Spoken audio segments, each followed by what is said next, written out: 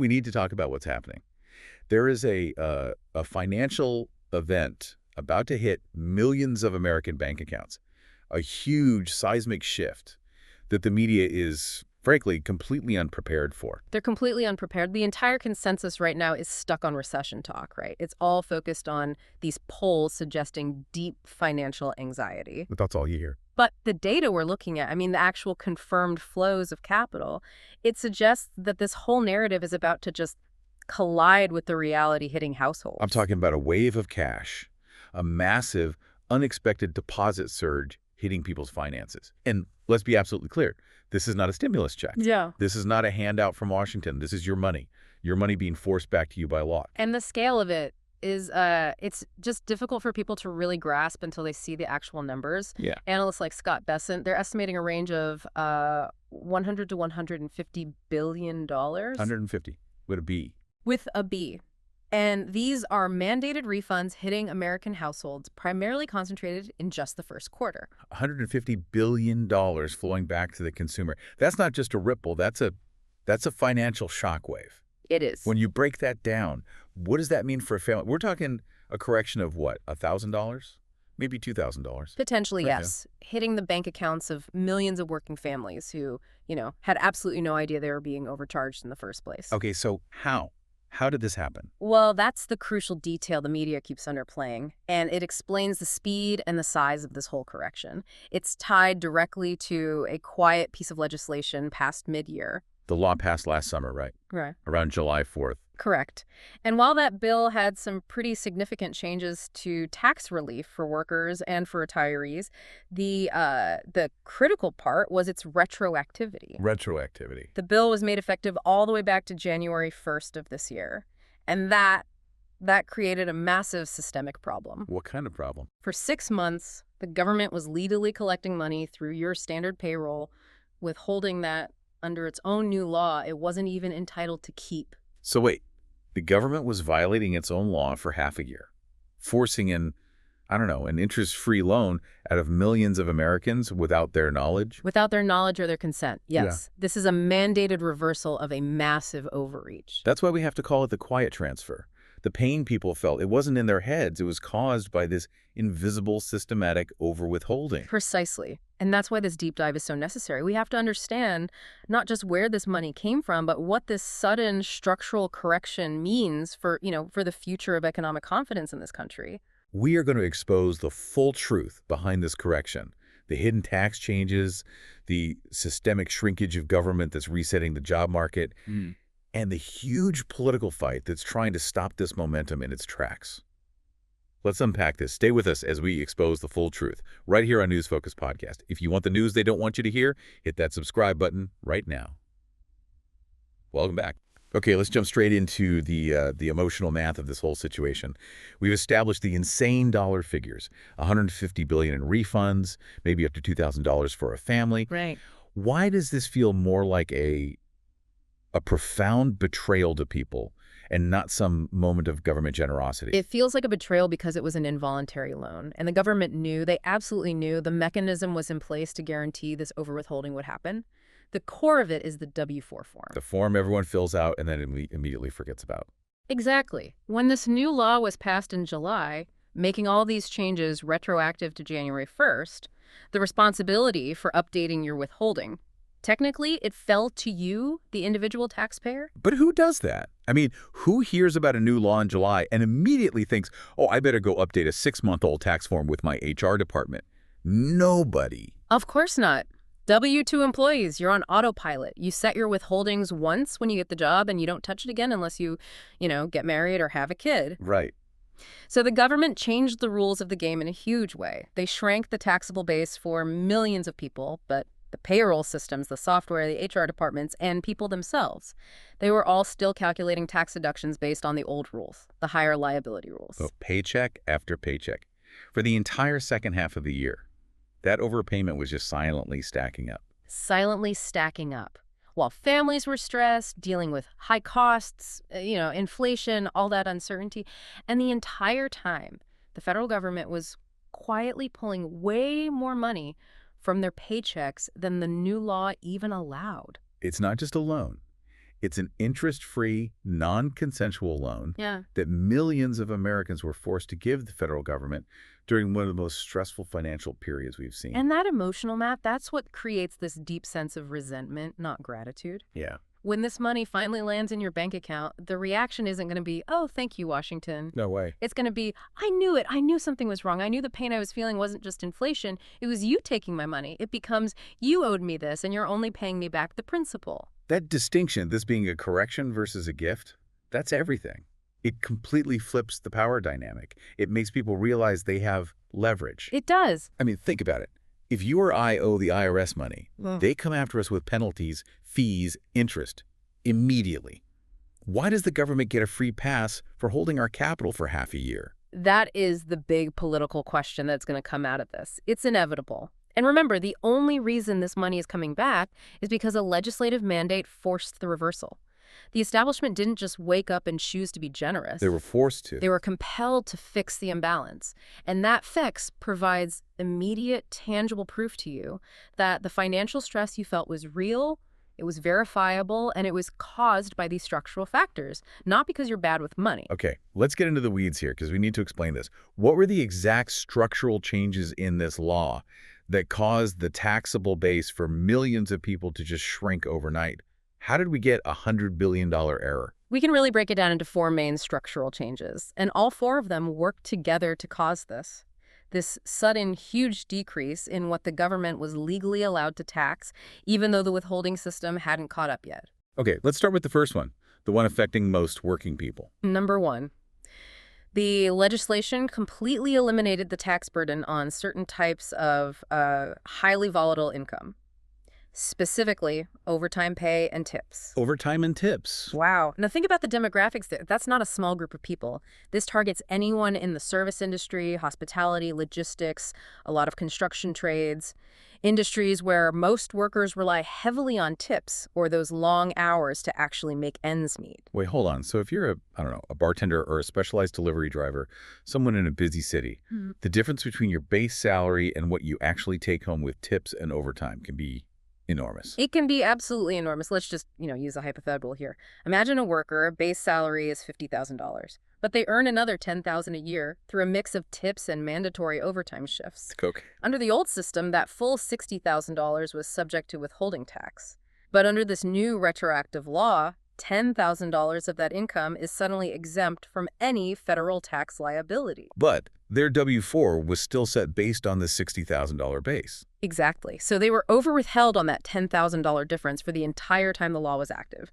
For one family, that difference alone is a really substantial chunk of change. It's a huge shift in their tax liability, but their gross paycheck never changed. It was just a silent overcollection. A silent overcollection. And the second trigger is just as big, but it targets a totally different group: the elimination of tax on Social Security benefits. That's millions of retirees, people on fixed incomes where every single dollar counts. Precisely. For retirees who rely on Social Security for a big part of their income, this move instantly zeroed out the tax liability on that income stream at the federal level.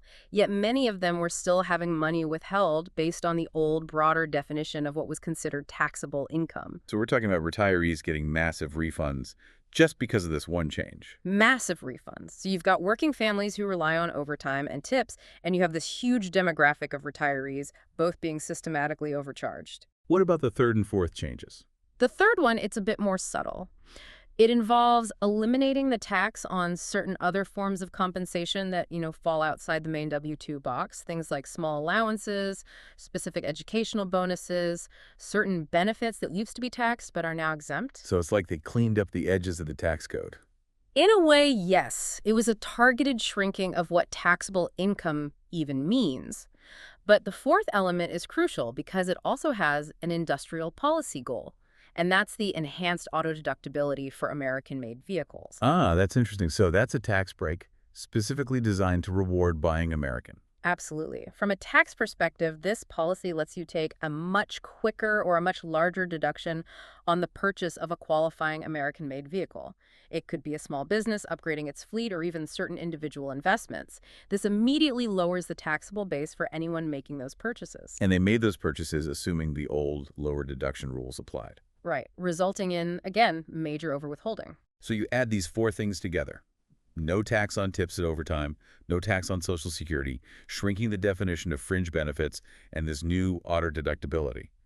And suddenly, the government's legitimate claim on trillions of dollars of our collective income just drops. It drops significantly, but the withholding machine just kept on pulling money based on the old higher claim. It created a system where Washington was involuntarily funding itself with our money. And when this money lands in your account, it stops being abstract economics. It becomes validation. Validation that the financial stress you felt was real. It was caused by this quiet, systematic overcollection. And that is where the official narrative starts to crack. People stop listening to the pundits, and they start trusting their own bank balance. Okay, so let's follow that money. Because the moment that $150 billion is forced out of Washington and back into our pockets, it collides with this huge structural shift happening in the job market. And it seems to completely fly in the face of everything you hear on the nightly news. Right. They just keep screaming about layoffs and recession. They're completely fixated on the headline number of job losses because it fits the narrative they want, the narrative of economic contraction. They point to government jobs being down or, some high-profile tech layoffs, a small tick up in unemployment. Right. The implication is always that we're on the brink of collapse. Always. But how do you reconcile those layoffs, the ones we see all over LinkedIn, with the idea that the economy is actually resetting for the bitter? That's the question. How? You have to clarify which jobs are being lost. What we're actually seeing is a strategic structural pruning. I call it bureaucracy compression. Bureaucracy compression. This is not your typical recessionary job loss where overall demand just collapses and companies shed staff everywhere. This is targeted. It's often voluntary downsizing of the federal administrative state. So targeted downsizing, what does that actually look like for somebody on the ground? It's very intentional. You see voluntary severance packages being offered across specific federal agencies. You see strict hiring freezes on any non-essential roles. You see layers and layers of administrative bloat being carefully, deliberately peeled back. These are ordered, proactive cuts meant to right-size the government. So a headline that just says job losses, it might not mean a factory is closing down. Right. It might just mean a middle manager whose job was to approve paperwork for another middle manager decided to take an early retirement package.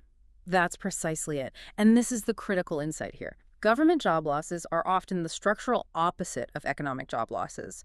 When taxpayer money stops funding bureaucracy, that money doesn't just disappear. It reallocates. It reallocates. It flows back into the private economy where, actual output and innovation and real services happen. So trimming bureaucracy is like a structural reset.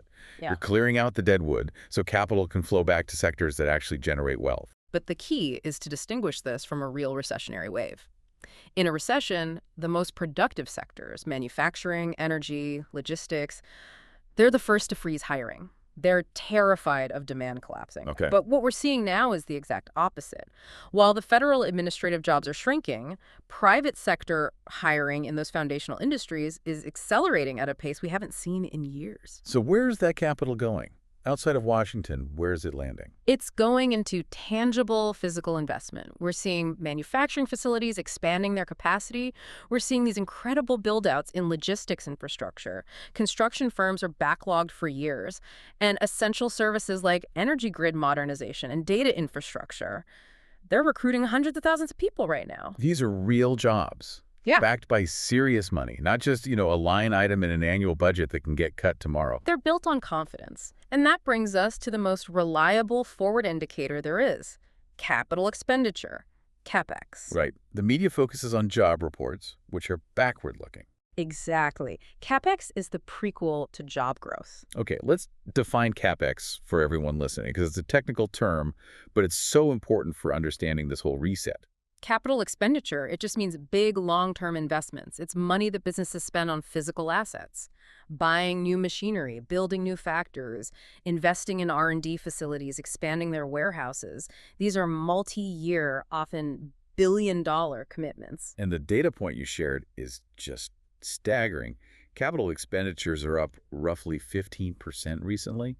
That is a massive, massive signal. It's not just massive, it's incredibly reliable.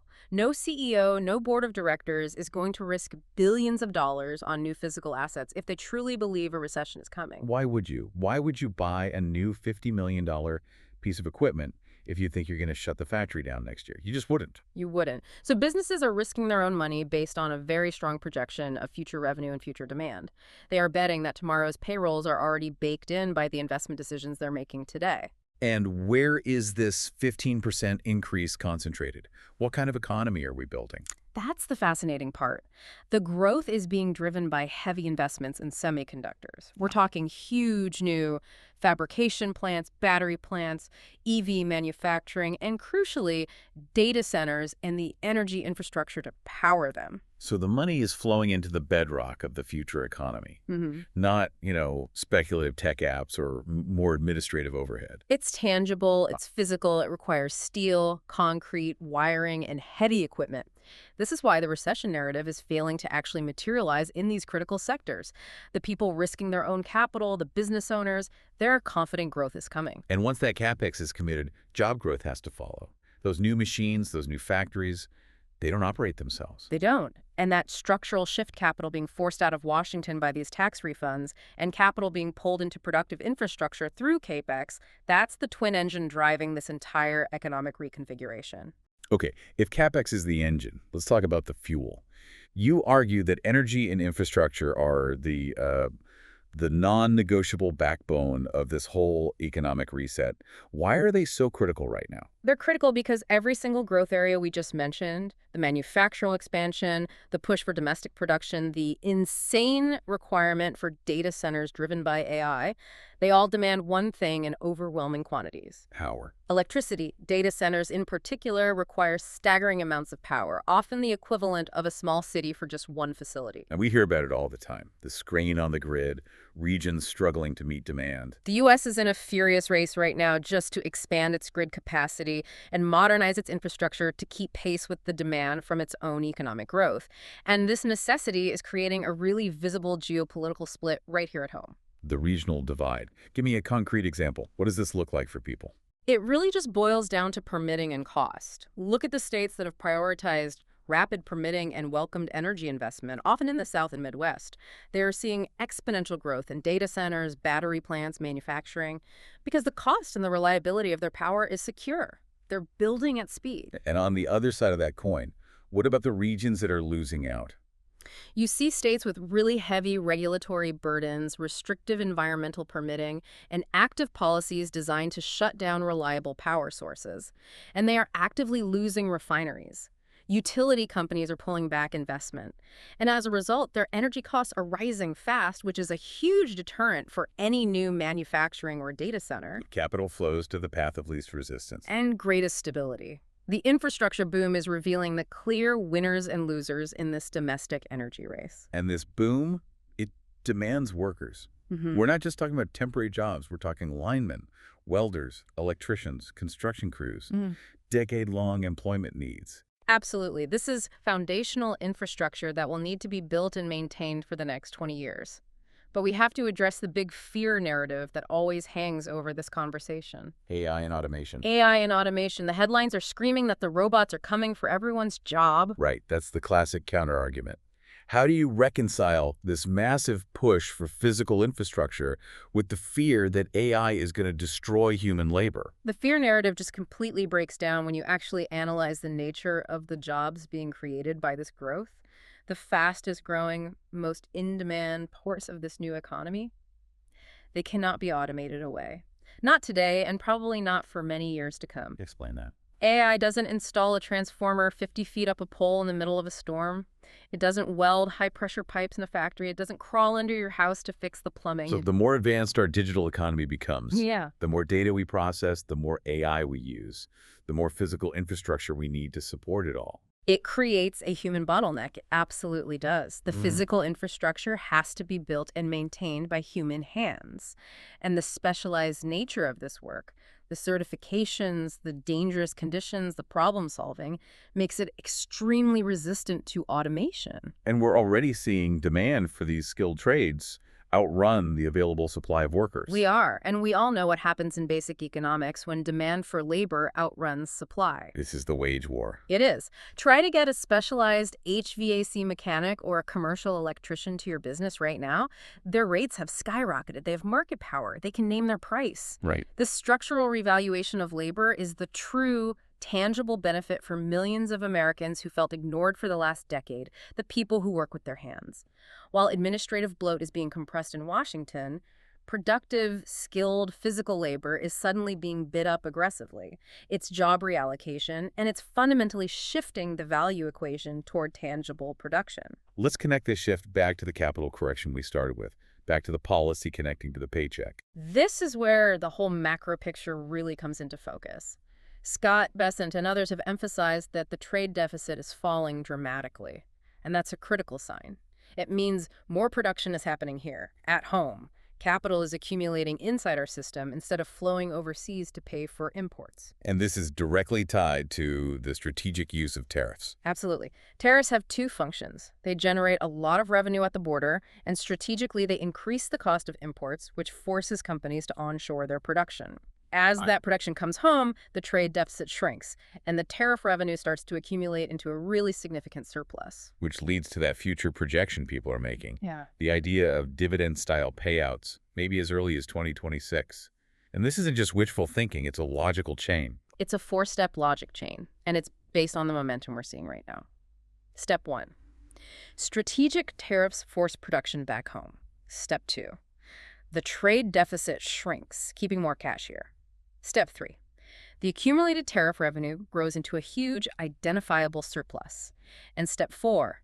That surplus, because it was generated by international commerce and policy, becomes distributable back to the public, like a dividend. So the $150 billion refund wave we're seeing right now, the correction for the overwithheld taxes, that's like phase 1 proof of concept. It's the ultimate validation that policy can immediately, tangibly translate into your personal income. If the government can be forced to reverse course and repay a debt from overwithholding, it makes the promise of a future dividend from a tariff surplus seem suddenly realistic. It sets a powerful new expectation for people. So we have this incredible forward momentum building. Capital's flowing back to the public, investment is soaring, real wages are finally rising in productive sectors. This is the definition of an upward economic shift. It is. But right when all the pieces seem to be aligning, the systemic threat emerges. The pressure point. The pressure point is always the deliberate introduction of political chaos. It's designed specifically to derail this economic momentum before the benefits can be fully felt by the average person. And I'm talking about the renewed threats of a government shutdown. We just went through all this brinksmanship. Why is this coming up again, and why now? Well, the budget fights are cyclical, but the timing here is entirely strategic. We're already hearing signals, especially from those who want certain domestic policy extensions, that they are willing to leverage the shutdown threat over issues like ACA subsidy renewals or other spending battles. They're signaling it publicly and very loudly. The timing is it's unbelievable. Right when those 4-figure refunds are about to land in people's accounts. Right when confidence is starting to turn because of the CapEx investment, they inject maximum uncertainty into the system. It's a momentum chokehold. That's what it is. A government shutdown isn't just about furloughed employees. Its main economic impact is psychological. It freezes confidence. Instantly. That essential capital investment we talked about, that 15% CapEx growth, it stalls. Investment decisions get postponed. Hiring freezes are enacted across the private sector, just waiting for the political storm to pass. So the playbook is to manufacture chaos, shut the system down, and then just blame the opposition for the economic anxiety that follows, no matter who actually started it. It's the single most effective way to reverse improving public expectations. The economy runs on confidence and stability. If expectations are rising, the fastest way to kill them is through external, non-market chaos. They want to prevent you from realizing that things are actually structurally turning around. Because the biggest fear for some political interests is that millions of Americans are going to open their bank accounts, see that unexpected correction, look around at the new factory being built down the street, and realize the media narrative they've been fed was just fundamentally wrong. That is the inflection point. This tax season, specifically this refund period, is the first real-world test that completely bypasses the polls and the pundits. It's the moment where abstract policy, Complex tax code changes and massive capital investment finally become a lived personal experience for you. It's an audit by reality. You can argue about statistics all day long, you can debate forecasts, but you can't successfully argue against a $2,000 deposit that just cleared your bank account. And that's why the confirmation of this $150 billion flow is so important. It fixes the sequence of events in people's minds. The refunds are the first receipt. The job growth from all that capex is right around the corner. And the necessary wage increases for skilled trades have to follow that. A sequence. Once that structural sequence starts, it's extremely difficult to stop. Unless, that is, external political chaos, like a manufactured shutdown, is used to ruthlessly choke off the momentum before the results are fully baked into the public's mind. The whole power dynamic has flipped. Washington is repaying a debt it involuntarily took from us. They're not granting some temporary gift, and that repayment changes the entire economic conversation. It changes everything about public trust and future expectations. That's the reality we're facing. But I want to know what you think. Do you believe the government should be forced to repay overwithheld taxes with interest, or is the correction enough? Let us know your opinion in the comments below. We read every single one. I'm Alex. And I'm Sophia. Thanks for listening to News Focus.